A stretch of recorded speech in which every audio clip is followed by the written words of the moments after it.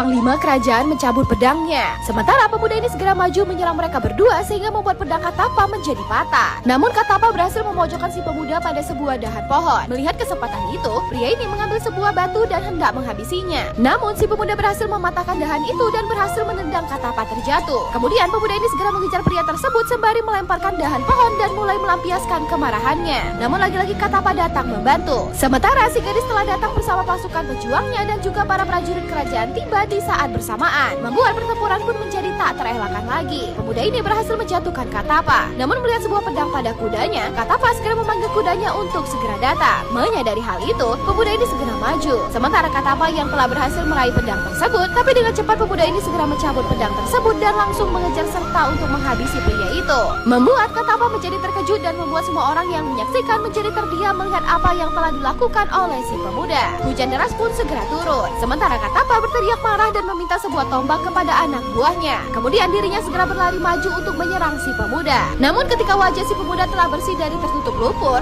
betapa terkejutnya Katapa melihat muka yang pernah dikenalinya, kemudian langsung menjatuhkan tombak itu dari tangannya. Kemudian segera berlutut di hadapan si pemuda sembari meneriakkan nama Bahubali, membuat semua orang menjadi terkejut dan ikut berlutut bersama Katapa. Pemuda ini menjadi bingung dengan apa yang sedang terjadi. Kemudian Katapa segera mengangkat kaki Bahubali dan meletakkannya di atas kepalanya, sama seperti pada saat Katapa memberikan pemberkatannya sewaktu Bahubali masih bayi dulu. Dan keesokan harinya, Katapa berterima kasih kepada ibu kepala suku yang telah merawat dan membesarkan Bahubali sedari bayi. Dan Bahubali berkata kalau dirinya sudah melihat penderitaan yang besar dari mata ibu kandungmu itu. Lalu berkata kepada Katapa kalau diriku akan membalaskan semua dendam sang ayah dan juga neneknya yang telah dikhianati oleh saudaranya sendiri. Pemuda ini berlutut di hadapan ibunya setelah mengetahui kalau wanita ini adalah ibu kandungnya yang telah dirantai selama 25 tahun lamanya. Kemudian berkata ke Katapa untuk segera membunyikan trompet tanda perang dan akan menuntut balas atas semua perbuatan Raja Baladev yang kejam terhadap keluarganya selama ini, dan meminta semua prajurit yang masih setia terhadap ayahnya untuk segera mempersiapkan semua senjata dan akan merebut kembali kerajaan mereka dari raja yang kejam itu.